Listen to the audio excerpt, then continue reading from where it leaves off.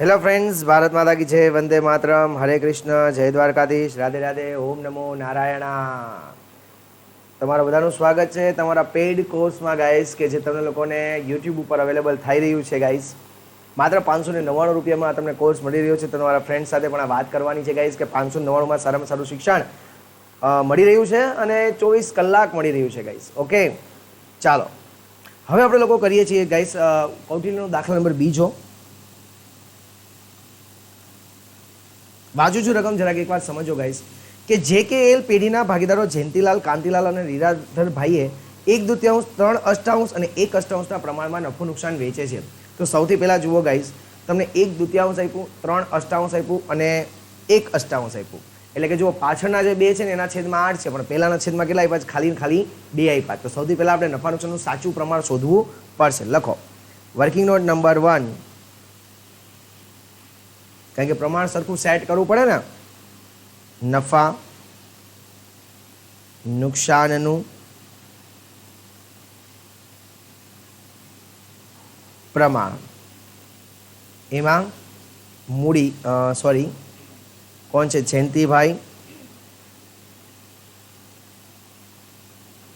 કાંતિભાઈ અને લીલાભાઈ. ચાલો એનો કેટલા આપ્યા છે? 1/2, 3/8, 1/8. તો આ પ્રમાણે સરખું કરવા શું કરશું? તો કે આ 2/8 આપ્યા છે, આના છેદમાં 8 લઈ આવાય તો ઉપર નીચે 4 4 થી ગુણી દેવાય એટલે 8 આવી જાય. 4 1 4, 4 2 8, 3/8, 1/8 એટલે પ્રમાણ કેટલું થઈ ગયું ફ્રેન્ડ્સ? 4/3/1. પેલું કામ આપણું સમાપ્ત. ક્લિયર બધાને? સમજાણું ફ્રેન્ડ્સ? ઓકે. એના પછી આગળ તારીખ 31/12/2003 રોજ JK લિમિટેડ કંપનીના પેઢીનું રૂપાંતર કરવાનું નક્કી કર્યું. એટલે નક્કી કર્યું ભાઈ આપણે ભાગીદારી પેઢી છે ને શું બનાવી નાખીએ? કંપની બનાવી નાખીએ.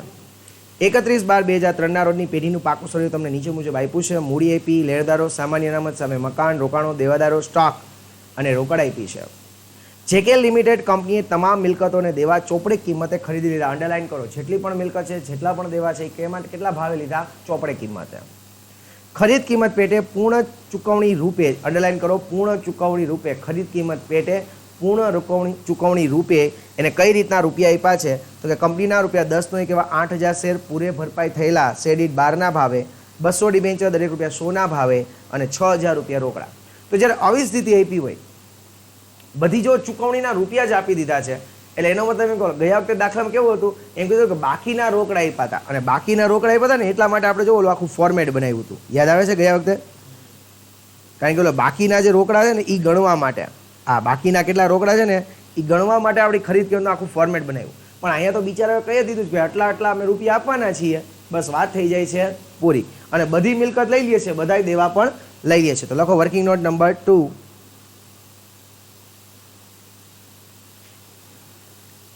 ખરીદ કિંમતની ચૂકવણી.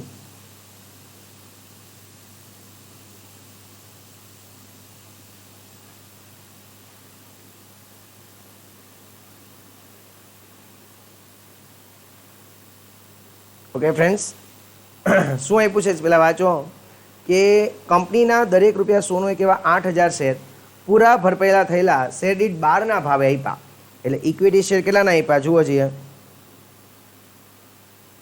તો કે 8,000 ઇક્વિટી શેર, પણ કેટલામાં આપ્યા?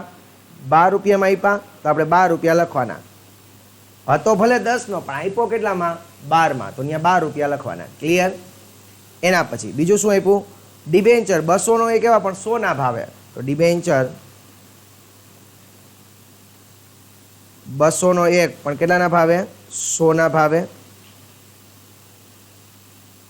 એટલે 20,000 રૂપિયાના ફ્રેન્ડ્સ ડિબેન્ચર મળ્યા. અને એના પછી ₹6,000 રોકડા. તો રોકડા કેટલા આવ્યા? 6,000. કુલ ખરીદ કિંમત કેટલી થઈ? 96 ને 20, 1 16 ને 6, 1,22,000. એટલે આ ધંધો આ લોકોએ લીધો છે 1,22,000 રૂપિયામાં. આટલી વસ્તુ ક્લિયર બધાને ફ્રેન્ડ્સ એવરીવન? ઓકે. હવે આપણે શું બનાવવાનું હોય, આપણું જૂનું ને જાણીતું ક્યુ માલ મિલકત નિકાલ ખાતું. તો બનાવવા પડે એમથી ગાઈસ. પહેલું માલ મિલકત નિકાલ ખાતું.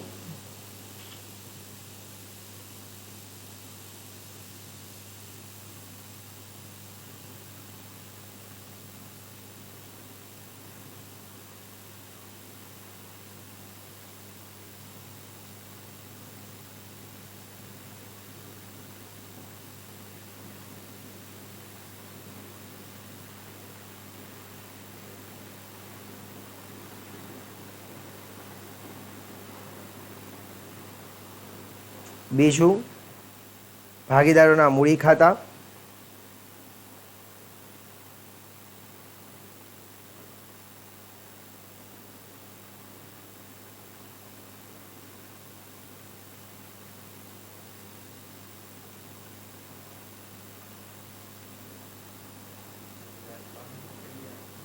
હે ભાગીદારો 3 છે, સોરી.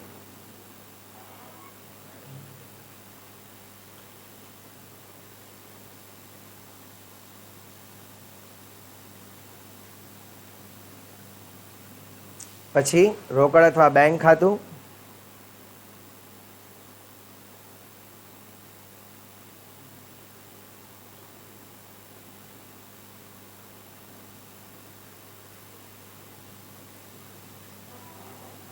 પછી નવી કંપની ખાતું.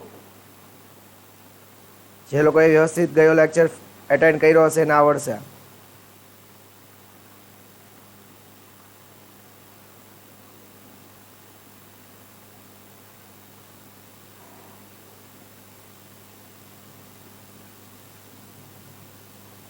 એના પછી ગાઈસ નવી કંપનીએ શું આપ્યું છે, ઇક્વિટી શેર આપ્યું, તો એનું ખાતું બનાવો.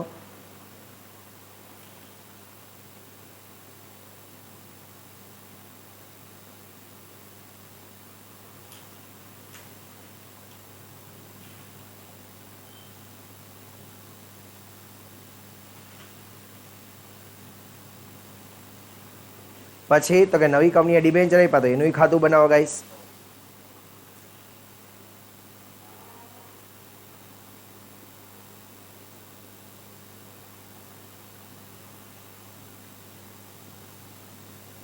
જે જે વસ્તુ નવી કંપની આપે એ બધાના ખાતા બનાવવાના. 100 વાતની એક વાત. ઓકે ગાઈસ, ચાલો. સૌથી પહેલા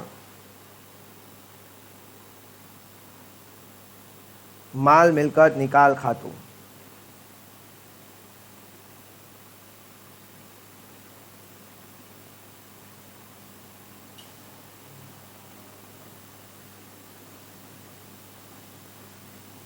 બીજું ભાગીદારોના મૂડી ખાતા.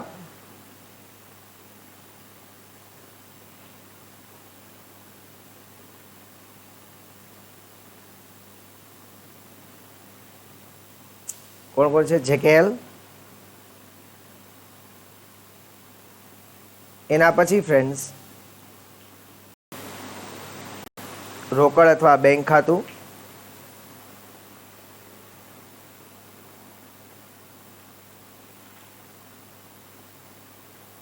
એના પછી નવી કંપનીનું ખાતું.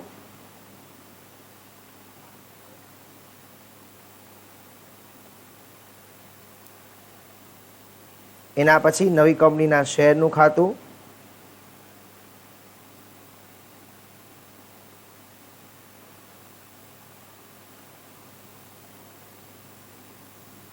અને એના પછી નવી કંપનીના ડિબેન્ચરનું ખાતું.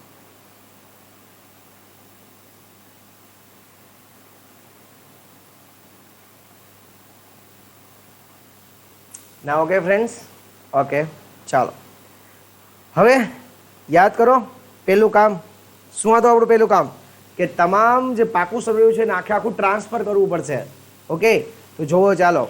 સૌથી પહેલાં આપણે પાકું સર્વે ટ્રાન્સફર કરીએ તો એમાં સૌથી પહેલાં તમને મૂડી આપી છે જે કે અને એલની. મૂડી ક્યાં લખવાની? મૂડી ખાતે જમા બાજુ લખો, બાકી આગળ લાવ્યા 40,000, 21,000, 19,000 લખ્યા ફ્રેન્ડ્સ. એના પછી છે લેણદારો. તો દેવું કહેવાય. એટલે માલ મિલકત નિકાલ ખાતે જમા કરી દો ગાઈસ. લેણદારો 40,000. એના પછી છે સામાન્ય અનામત છે, એ ભાગીદારો વચ્ચે વેચી દેવી પડે ફ્રેન્ડ્સ.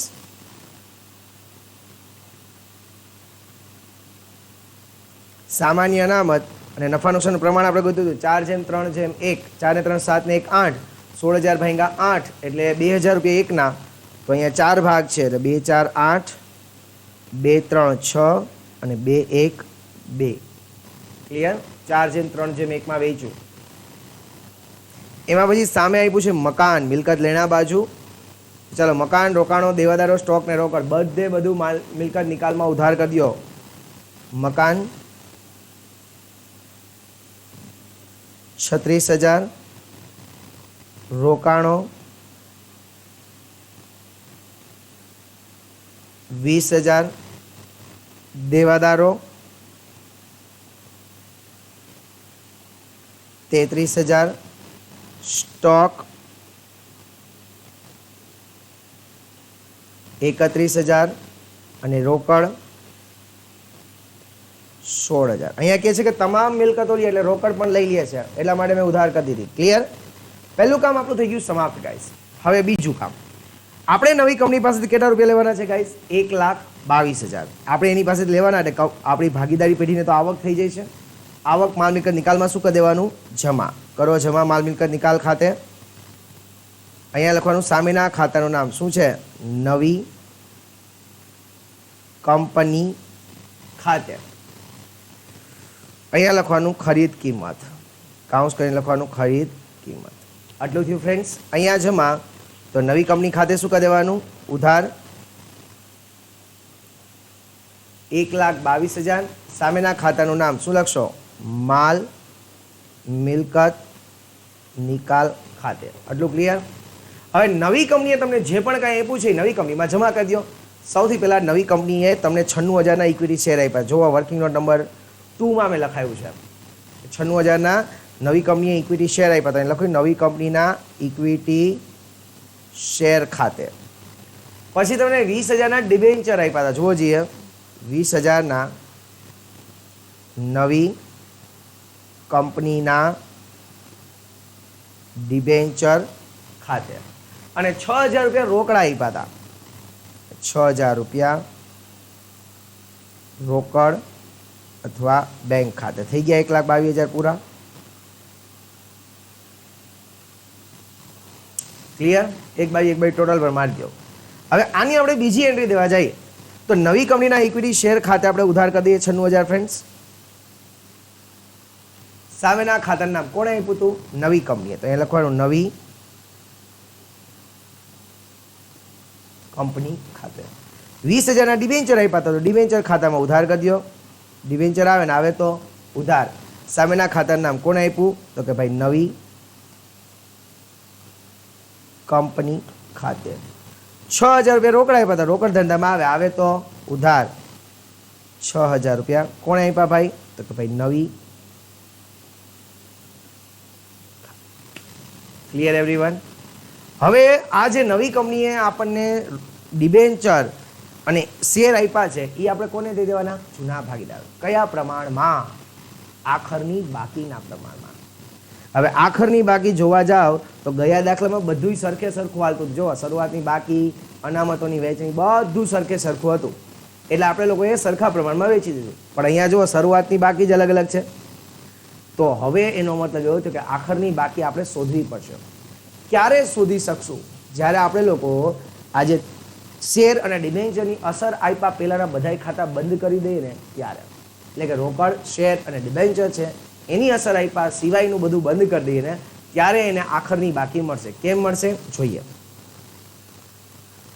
ચાલો, બહુ ઓછા લોકો આ શિક્ષકો જાણતા હોય છે ગાઈસ આખરની બાકી શોધવાનું. એટલે તમે બેસ્ટ ચેનલમાં છો એ યાદ રાખજો. ચલો હવે માલ મિલકત નિકાલ ખાતું જમા બાજુનો સરવાળો કરો ગાઈસ. કારણ કે કોઈ એવી વસ્તુ નથી કંપનીએ ન લીધી હોય, મિલકત ન લીધી હોય તો આપણે વેચત, દેવું ન લીધું તો આપણે ચૂકવી દેત. પણ એવી કોઈ વસ્તુ નથી કારણ કે મિલકતે બધી મિલકતે લઈ લીધી અને બધાય દેવા પણ લઈ લીધા. ચલો ટોટલ કરીએ તો આનો 1,62 ટોટલ આવે છે ગાઈસ.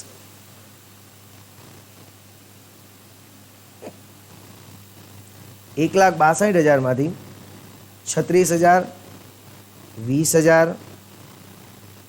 33,000, 31,000 અને 16,000 માઇનસ કરો એટલે બચે છે 26,000 ગાઈસ. આ જે 26,000 બચે છે એને આપણે લોકો પ્રેમથી શું કહીએ છીએ? નફો. નફો કોને વેચવાનો હોય? જે કે એલ ને. કયા પ્રમાણમાં? 4/3/1માં.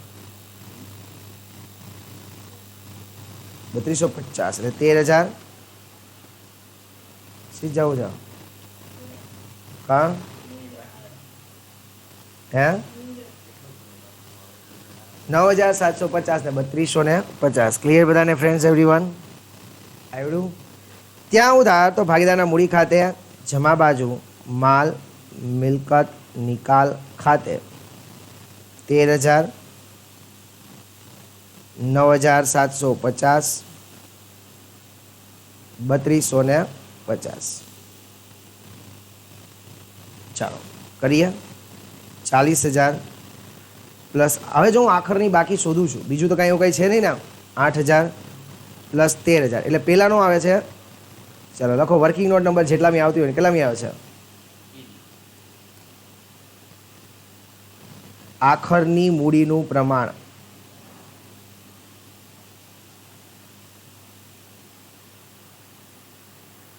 જે કે એલ. ઓકે, તો જેની આવી 61,000 આવી. હાલો કે નો ટોટલ કરો.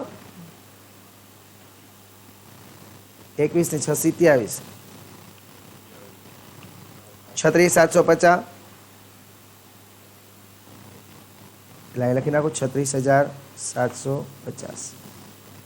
19,000 પ્લસ 2,000 પ્લસ 3250 એટલે 24,250. ઓકે, હવે જો હું પ્રમાણ કાઢવા જાઉં તો પેલા 110 કોમન છે એટલે કાઢી નાખો. બરોબર છે? એટલે બચ્યા કેટલા? 61,100, 3675 અને 2425. જો આગળ ના જવું હોય, હજી આનું ટૂંકું કરવા પ્રમાણ ન જવું હોય અને જો કરવું જ હોય તો કદાચ બધાને 25 વડે ભાંગી શકાશે. 6100 ભાંગ્યા 25 એટલે આઈ થિંક 244. 3675 ભાંગ્યા 25 એટલે 147 અને 2425 ભાંગ્યા 25 એટલે 97. અને જો અહીંયા હજી એટલું ન જવું હોય તો આપણે અહીંથી જ કરી શકત, જેમ આપણે પ્રમાણમાં વેચતા હતા એમ. તો આનું કેટલું થાય છે? 244 પ્લસ 147 પ્લસ 97 એટલે આનો ટોટલ આવે છે 488. હવે આપણે શું કરશું કે આ બધા જે શેર છે, બધા જે ડિબેન્ચર છે એને વેચી દેશું. તો અહીંયા હું પહેલાં લખી નાખું જેના મૂડી ખાતે, કેના મૂડી ખાતે, એલના મૂડી ખાતે. શેરને આપણે વેચી દઈએ છીએ. જેને કેટલા આવે? તો કે કુલ 96,000 છે, એમાં 488 ટોટલ છે અને જેનો ભાગ છે 244. કરો છીએ 96,000 ગુણ્યા 244 ભાગ્યા 488 એટલે 48,000 રૂપિયા. જેના આવશે 48,000. કેના કરો છીએ 96,000 ટોટલ છે 488 અને કેનો ભાગ કેટલો હતો? 147.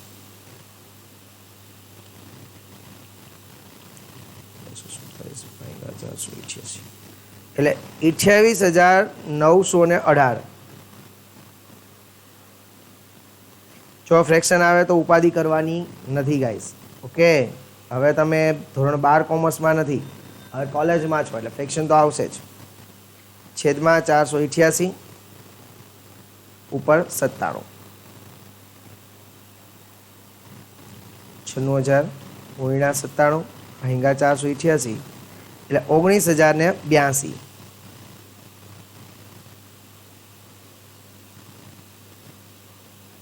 Clear everyone? સમજાણું? 48,000, 28,000, 29,000 સોરી 28,918 ને 19,082. હવે આ શેર છે કોને દઈ દેવાના? ભાગીદારને. ભાગીદારના મૂડી ખાતે ઉધાર બાજુ લખો નવી કંપનીના શેર ખાતે. પહેલામાં તો કે 48,000 બીજામાં તો કે 28,918, ત્રીજામાં તો કે 19,082. થયું. આવી જ રીતના ડિબેન્ચરનું કરો. હવે જો કદાચ અહીંયા અટકી ગયા હોત ને ફ્રેન્ડ્સ અહીંથી જ, તો શું થાય ખબર? આ ત્રણનો ટોટલ કરો, શું થાય? 6100 પ્લસ 3675 પ્લસ 2425 એટલે 12,200 થાત, બરાબર? તો આપણે આ એમ કરત કે ભાઈ 96,000 પહેલામાં ગુણ્યા 6100 છેદમાં 12,200, 96,000 ગુણ્યા 3675 છેદમાં 12,200, 96,000 ગુણ્યા 2425 છેદમાં 12,200. ક્લિયર? ચાલો, જેમાં મજા આવે એ રીતના. હાલો, હવે એ રીતના હું ડિબેન્ચરનું કરું છું. જે કેટલા ડિબેન્ચર છે ટોટલ? 20,000 રૂપિયાના. પ્રમાણ કેટલું હતું આખરી મૂડીનું? 244 છેદમાં 488. 10,000 કે 20,000 ગુણ્યા 147 ભાંગ્યા 448 88.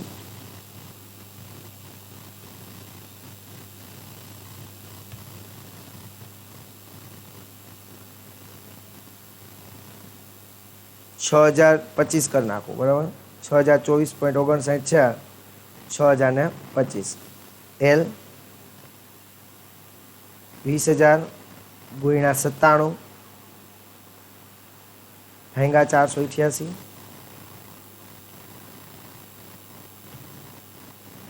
$3,975. Clear guys? ઓકે, તો ચાલો ડિબેન્ચરના નવી કંપનીના ડિબેન્ચર છે એના ખાતે જમા કરી દો 10,000, 6,025 અને 3,975. જેના મૂડી ખાતે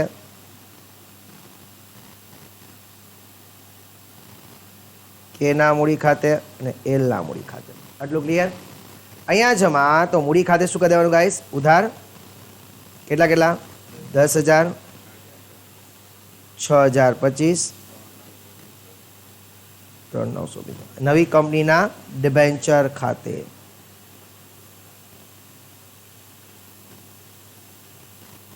આટલું પૂરું ફ્રેન્ડ્સ.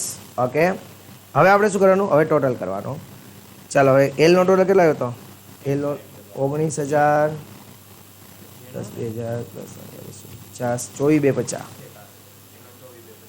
હાલો, હવે 61,000 અહીંયા મૂકી દઉં ફ્રેન્ડ્સ. 61,000 માંથી એક 48,000 માઇનસ કરો અને એક માઇનસ કરો 10,000 એટલે કેટલા બચે? 3,000. એવી જ રીતના 36,750 અહીંયા મૂકી દઉં. માઇનસ 28,918 માઇનસ 6,025 એટલે 18,07. 19,000 સોરી 24,250 છે એ અહીંયા મૂકી દઉં. એમાં 19,082 માઇનસ કરું, 3,975 માઇનસ કરું, 11,93. હવે આ તો રોકડા જ દેવા પડશે, રોકડ અથવા બેંક ખાતે. અહીંયા ઉધાર તો રોકડ અને બેંકમાં શું કરી દેશો ગાઈસ?